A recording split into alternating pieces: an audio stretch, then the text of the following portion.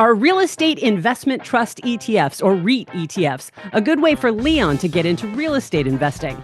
Can AI Seth stay retired at age 52? And should he do Roth conversions? Jenn in Ohio wants the fellows to be brutally honest about whether she should move with work, take a break, or retire now. And George and Weezy are in their mid-50s. Can they move on up to a deluxe retirement lifestyle in 2026 or even earlier? That's all today on Your Money, Your Wealth podcast number 499. If you're listening right now on your favorite podcast app, check the link in the description to watch us on YouTube. And click the Ask Joe and Big Al link to get your retirement spitball analysis. I'm executive producer Andy Last, and here are the hosts of Your Money, Your Wealth, Joe Anderson, CFP, and Big Al Clopine, CPA. Leon. Hey, Joe, Big Al, Andy. Hope you're all doing well. This is Leon from Chicago. I have to admit this is my third time calling in with a question or a spitball or commentary, I suppose. But, while I guess I should apologize for taking advantage, I'm also a value-based investor, and this seems like a pretty high-value proposition. So hoping you'll answer another sort of spitball for me and lay it out for Joe in a different way this time, since he has to get in the mind of his callers. I thought I would lay it out for him this way. Let's imagine that Leon, myself, runs into Joe and Big Al in a bar. We're sipping old fashions, just having a bar stool conversation about what they do for a living. And I said, hey, if you put your guys in the position of being an early 40s investor, planning to retire in your early 60s, let's say you have like $1 million portfolio at this point, and you're a guy that looks at yourself as maybe a 70-30 stocks to bonds ratio, and you don't want to be a direct real estate investor. Speaking for myself, I want to be in the real estate game, but I don't want to be a direct manager of a property. How would you suggest that this individual would invest in, say, REIT ETFs? Anything that you guys could offer as a spitball to sort of say, is this like something I should maybe integrate 5-10% of my portfolio slowly over time? Should it be heavier weighted than that? Just wanted to hear your guys' thoughts on that. Really appreciate it. Love the podcast. Love all the YouTube stuff you guys put out there. And I don't know how Al does it. I've heard about the walking up and down the stairs in his house. I think my wife would look at me really strangely if I did that. So I'm getting my 20,000 steps a day by just going out in the neighborhood, whether it's hot, cold, raining, snowing, whatever. And that works for me. Love the show. Thanks for everything you do. All right, Leon. Yes. Hanging out. By the way, I run up and down the stairs with no shoes on, like socks. Yeah, and secondly, your boxers or something. Yeah, and I didn't start that till my 50s, and at that point, your wife just doesn't care. She just throws up her hands. I could just see it. I mean, you don't have like a huge tall staircase. Well, it's 15 steps. And you live in San Diego, so it's not like you have to do it because it's snowing outside like it might be in Chicago. Live in Chicago like Leon. Yeah. You live in Southern California, San Diego. Yeah, but, sometimes it's dark or whatever. Got it. Okay, we're having a couple cocktails here with Leon.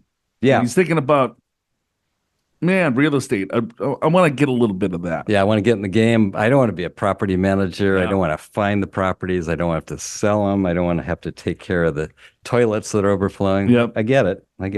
Yeah, you've been a real estate investor for quite some time. I have. And I did that all for many years, Joe. And eventually I got property managers, and then you have to manage the property managers. And then I got tired of that. And I sold a lot of the real estate. I still have a little bit. So you would rather go a REIT now at my current age? Yes. Well, I do have REITs, and I do have a couple single family homes. So I have a little of both. Got it. I like the REITs, the REIT ETFs, real estate investment trusts, ETFs, because they're easy to get into. They're daily liquidity. You can get out if you want to. Let's talk about the different ways that you could probably invest in real estate. Yeah, I like that. So right off the bat, he already mentioned owning real estate. That's the kind of the first thing you think of. And most people start with a single family home or a condo because they don't have the funds to be able to buy a commercial property. So that's one way to do it. But I get it. You don't necessarily want to be a property manager. Although if you really do want to get into real estate, I highly recommend that approach because you learn it really well. You learn what works, what doesn't work. And I think you can actually make a lot of money in real estate Yeah, you because can of, also lose your ass. yes, you too. can. And both of those are true because of leverage, because you're using the bank's money. And so if the property goes up, it's all yours. If the property goes down, it's all yours. So that's the tricky part of that.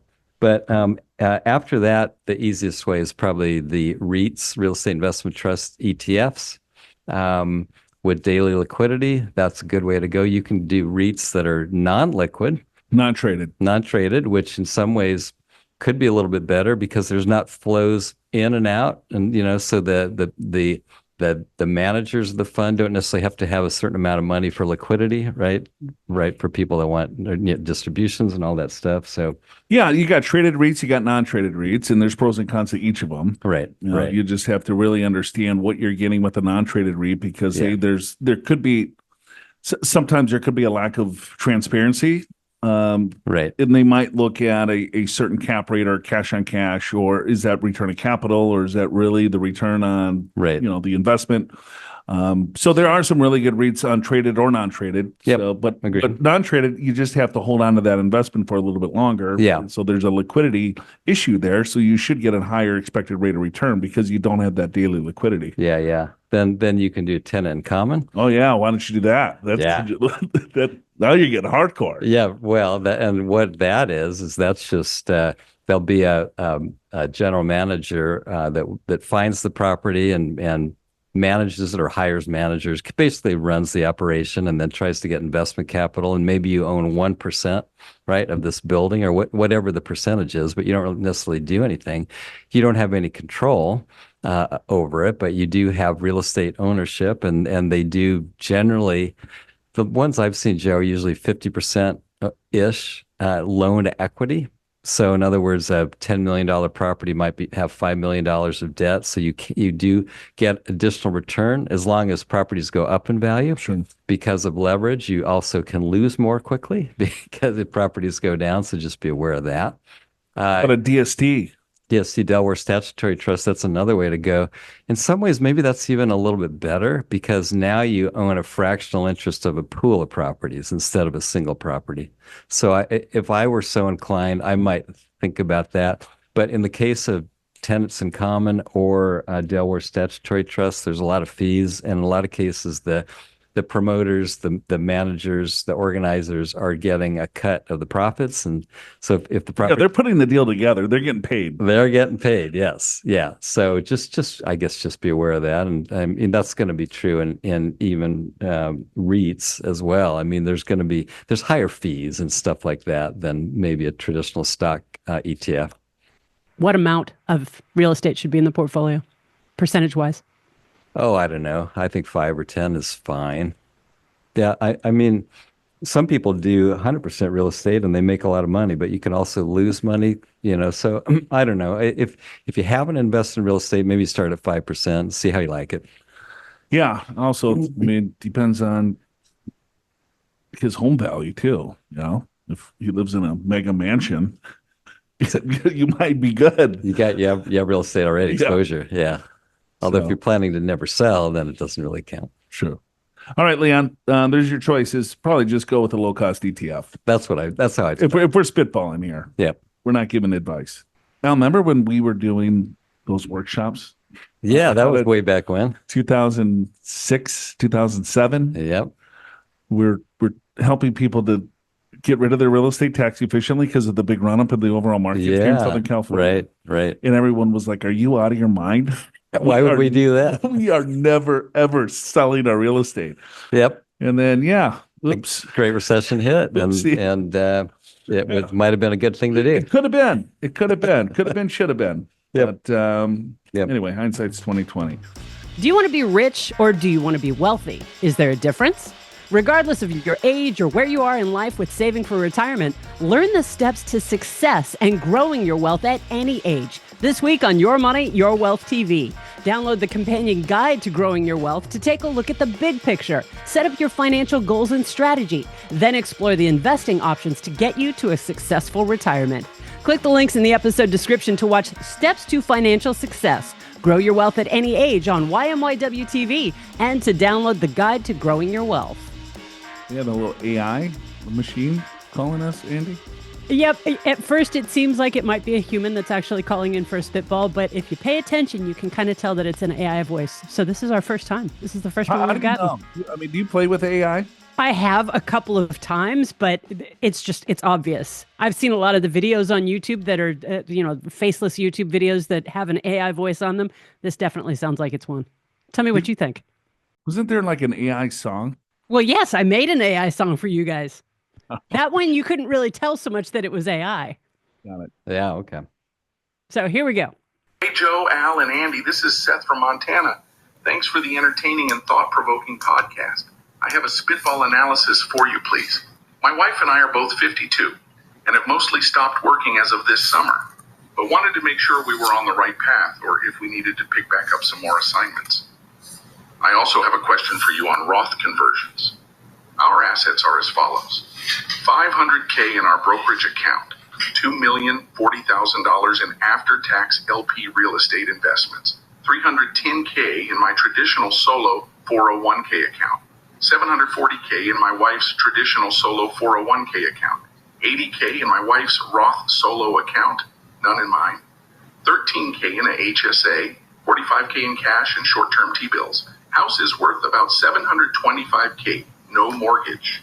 Our Social Security estimates with $0 future earned income shows $28K annually for me at 67, or about $20K if I filed at age 62. Social Security estimates for my wife also with zero future earned income shows $35K annually at age 67, or $25K for her at age 62. We would like to spend $150K annually and would like to die with zero. Anything remaining we will have left for charities. Are we on track to be able to not continue working? Also, I have a feeling I know what Joe will say, but what are your guys' thoughts on us doing Roth conversions in our solo accounts? Last year, our marginal tax rate was 24% and our effective rate was 18%. If so, any thoughts on the best way to structure these? I drive an F-150 and my wife drives a Cadillac XT5 SUV.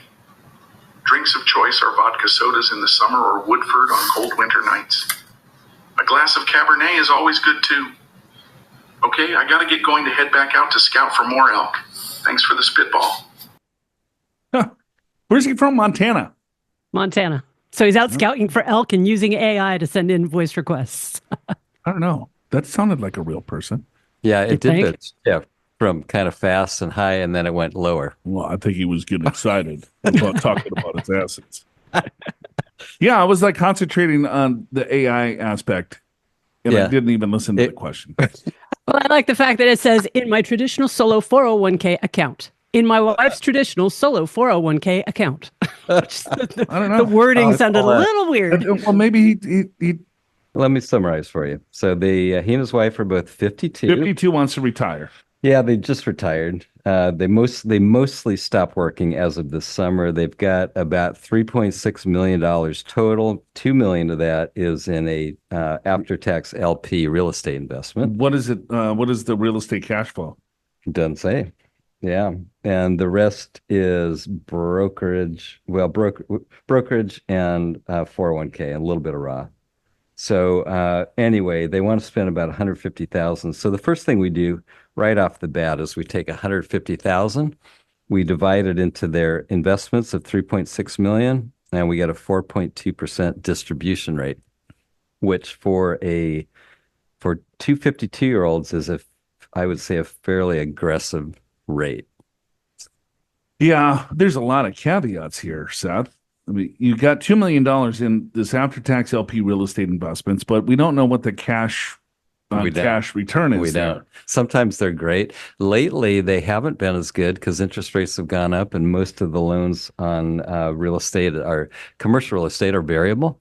So there's been lower cash flow. I mean, a lot of them have been 5% and 6%, right? Or some cases more. Lately, they've been, I've heard of some make 3 or 4%, some not making any distributions at all. So yeah, there's a lot we don't know. So I'm just taking the spending versus the assets to come up with a distribution rate. And right off the bat, warning signals go up. That's a fairly high distribution rate in your early 50s. Still, but he's telling me that he's in the 24% tax bracket. Was he retired last year?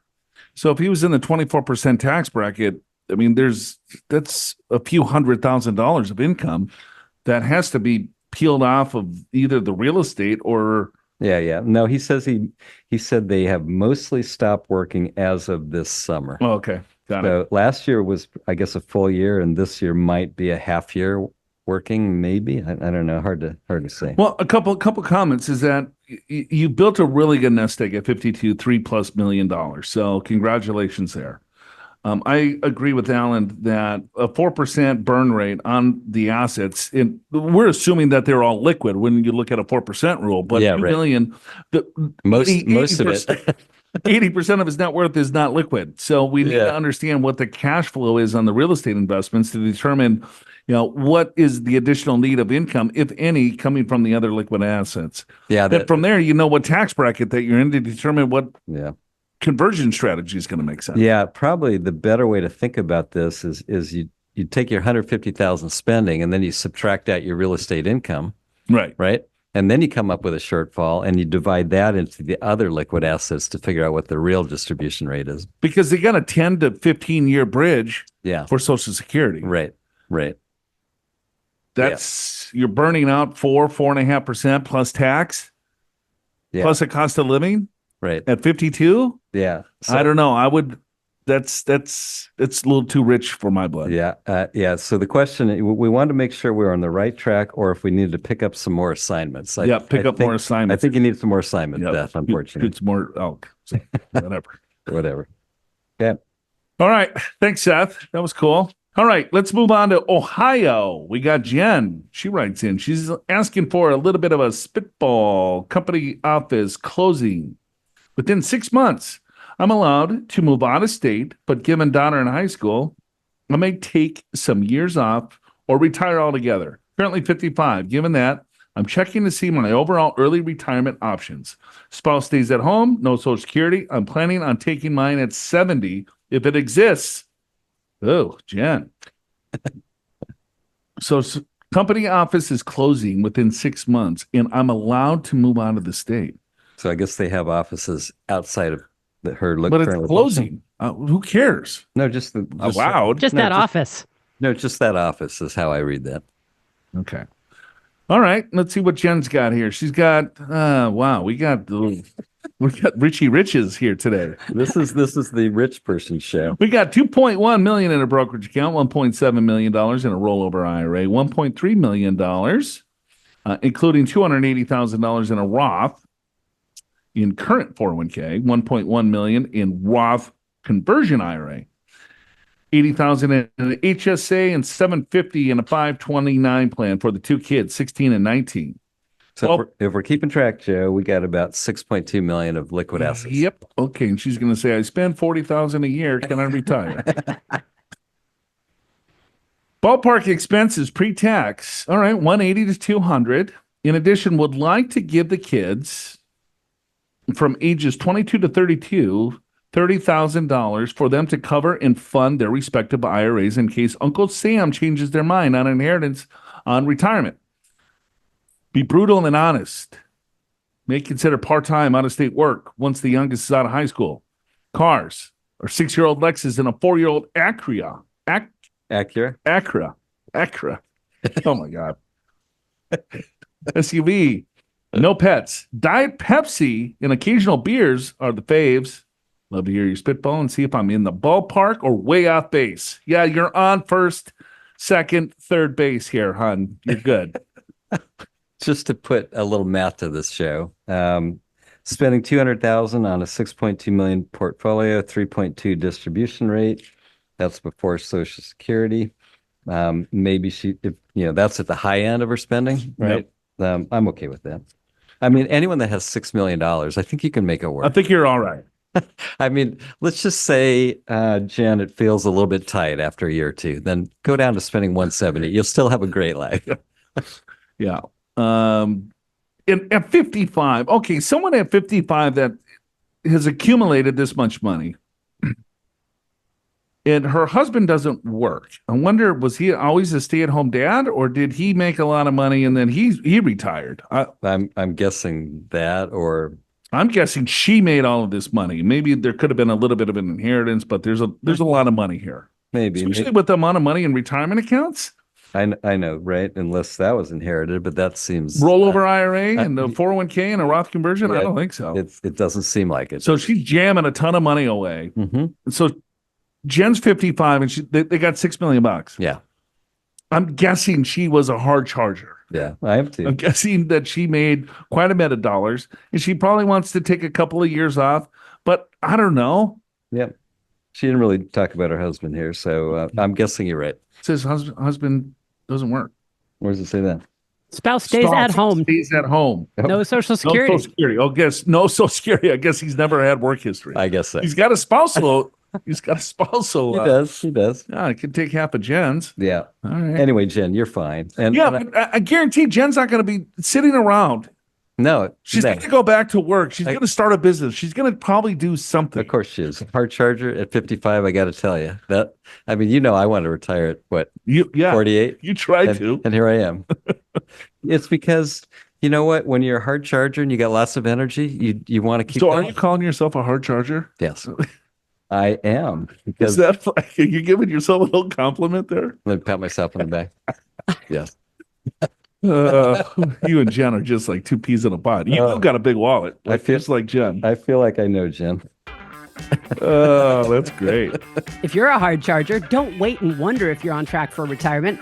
Click the links in the episode description to calculate your financial blueprint and to schedule a free financial assessment with the experienced professionals on Joe and Big Al's team at Pure Financial Advisors. They'll go beyond a simple spitball to provide you with a comprehensive analysis of your income, expenses, assets, and debts so you've got a clear roadmap towards your retirement goals. They'll help you understand your comfort level with investment risk to craft a plan with you that's aligned with your needs, goals, and risk tolerance. Click the free assessment link in the episode description to schedule your financial assessment today. We got George and Louise. They're calling in from the land of Lincoln. No pets. Land of Lincoln. All Nebraska. Right. Yeah. Or is that Chicago or like Illinois? Is it Abraham Lincoln or Lincoln, Nebraska? Well, I guess it could be either. The land of Lincoln. It could be Illinois. Aaron and I vote Illinois. Could be. It's a land of. All right. Okay. They got no pets. Only a high school junior still at home. $165,000 saved in that 529 plan. What did you do? Did you put money in a 529 plan or your cash flow? I remember you're all stressed out. Yeah, I did put some in, but not enough. Yeah, so I cash flowed it. University of Colorado was just that sucking you dry. That was a killer. Yeah. Oh boy. Okay. Yep. Actually, I just checked the email. You're right. It's Illinois. Oh yes, land of Lincoln. Okay. Land of Lincoln. Okay, there you go. See, you're right. I like my American history. Really? That's the first time I've heard you say that. I drive an S5 series in Weezy. So that's George and Weezy from Jefferson's. Land of Lincoln. Land of Lincoln. Was what does Weezy have? She's got a VW Atlas. I don't know what that is. Me neither. All right. They're both paid for. Weezy doesn't drink, but my preferred. What does he drink? A Huck? Hoegaarden. Actually, he says it's pronounced Hoegaarden. A cold Hoegaarden. Hoegaarden. That's a Belgian white bitter and de-emphasizes hops is unfiltered. By the way, it's pronounced Hoegaarden. Oh, I should have just. There we go. I would have just did a little bit of prep today. A little bit of prep. Yeah. All right, so here's a VW Atlas. It's an SUV. Cool. And here's the Hoegaarden. Hoegaarden. Okay. All right. Nice. Okay. Wanted a spitball analysis as to my ability to retire of June 30th, 2026 or earlier. No defined benefit pensions for either of us. Weezy would continue to work to access healthcare benefits for the family costing $400 a month. Her income is fairly limited. I have a non-qualified deferred compensation plan that will pay out over a 10-year installment starting January 2027. Assume the June 30, 2026 retirement date. Current balance is $1.8 million. An expected balance will be about $2.2 million with my proposed retirement. Trustee HP12C. All right. Big Al and I, that's what we use. There you go. Says that it's $220,000 per year. I also expect a 3-year long-term incentive trail of $60,000 a year in 27, 28, 29.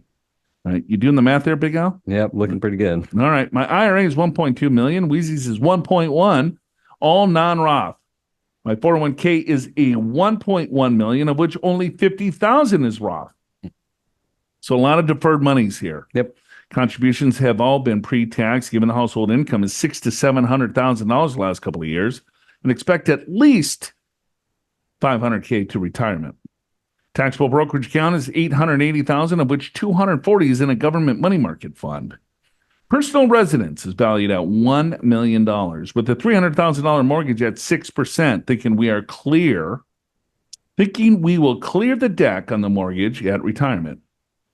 Desired retirement spending, ex-mortgage, is $15,000 a month in today's dollars. Health savings account balance is $65,000 and have cash value and life insurance of about $140,000. All right. You got a lot of stuff going on here, George. Let's get to the question. Yeah, can I retire? All right. You'll probably answer is yes.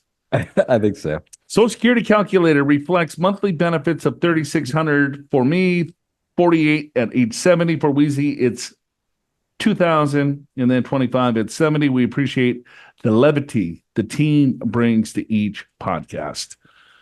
Okay. All right. So let me recap here a little bit. Yeah, please. So we've got 4.3 million in assets. Okay. Most of it deferred. Yeah, most 50,000 in a Roth. And that's without the non-qualified deferred comp plan, which I'll get to in a second. Now they want to spend 180. If we just take those two numbers, 180 divided by 4.3, we get a 4.2 distribution rate, which 57, 56, 57, if there was nothing else going on, it might be just a little bit rich, but pretty close. Sure. Pretty close, yep. But now you look at the deferred comp plan, 10 installments starting in January. So basically what that means is probably about $220,000 per year for 10 years. Okay, so there's no reason to dip into any of the savings, so that can just grow, right? So all of his assets will grow. Weezy's going to work. She's going to pay the health care. Yeah, she'll pay the health care, and then the deferred comp plan is going to pay for their living expenses over the next 10 years. That's right, and plus they got an extra $60K a year for 3 years. Yeah, a little kicker. Yeah, a little for vacation money or whatever fun stuff you want to do. So I guess what I'm thinking is if you don't touch the 4.3 million for 10 years, that's 9. Could be 8, 9 million. Will that cover your spending? I don't see how it wouldn't. And that's even before Social Security. So yeah, I mean, that's the basic easy stuff. I mean, what other items? Do you think George and Weezy really thought that they couldn't do it, or is there? Well, that's what they asked. Well, they want to know if they can retire by 2026 or earlier. Yeah, you can retire earlier. Yeah, because the deferred comp plan is going to cover your monthly expenses over the next 10 years. And if Weezy continues to work just to pay the health care, you're golden. Yeah. But the issue is that most of this is all, again, in a deferred account. 100%. And then you got 10 years of $200,000 of income that you're still going to be in a high tax bracket. Yep. So then the question is, okay, well, how do I get diversified from a tax perspective, and how much pain is it going to be to do it? Because he's going to have to convert in high rates, because he's going to be in higher rates probably in the future, depending on what that IRA grows to. Yeah. And so the way I would think about that is when he retires, that's when you start doing big Roth conversions. He should retire tomorrow. Good. No reason not to. Right. Yeah. Now the deferred comp will be, let's say it's 180,000 a year, which still covers his expenses. So yeah, he could definitely retire earlier. Yeah. I think I have so that's one thing is tax problem in the future. The second thing that I would just have George and Weezy take a look at is when you make $600,000 or $700,000 per year, and do you really only spend 180? There's no way. Just be careful on what you're really spending, because I bet you it's more than that. So just take a look at that. How old are they?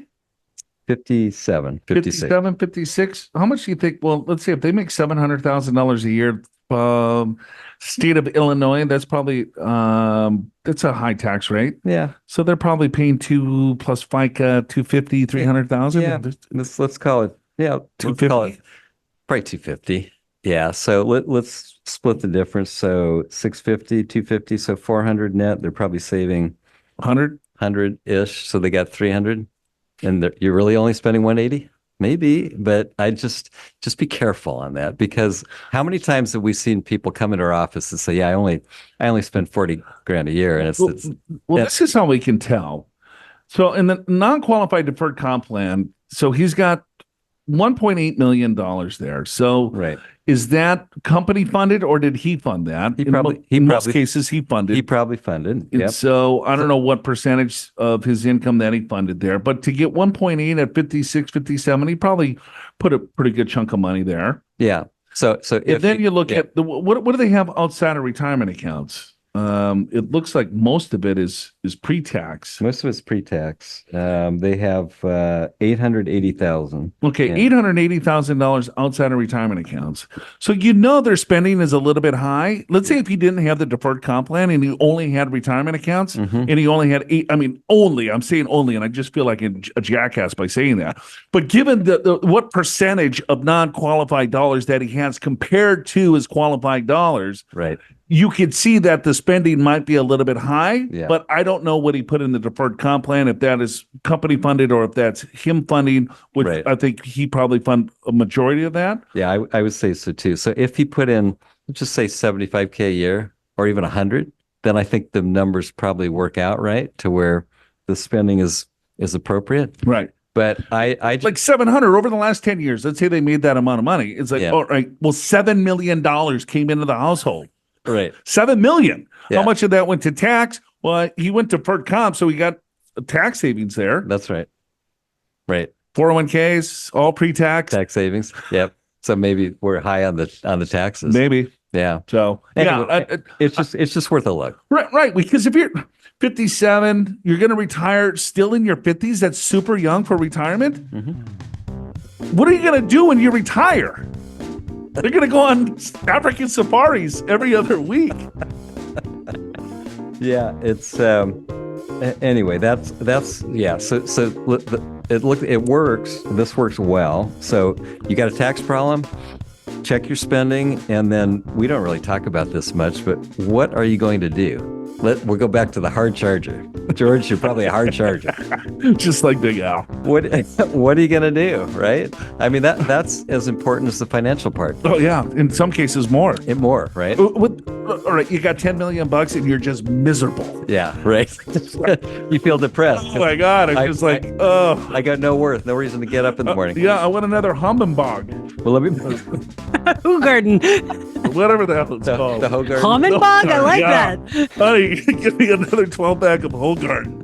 Oh my! It's Monday morning. So you open up your bank, and your investment accounts in the morning, and you look and you go, oh, that's great, and then 2 minutes later, now what?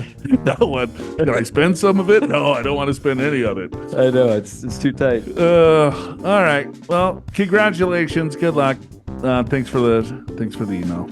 Make sure you're subscribed on YouTube and in your favorite podcast app so you don't miss episode 500 next week, the top funniest moments from the Your Money, Your Wealth podcast, Volume 2. Check out episode 300 from back in 2020 for Volume 1. October 29th, we'll be back to retirement spitballing for N and N in San Francisco, Jennifer's in both Washington State and Colorado, Elizabeth in Connecticut, and Brad and Suzanne both in Michigan.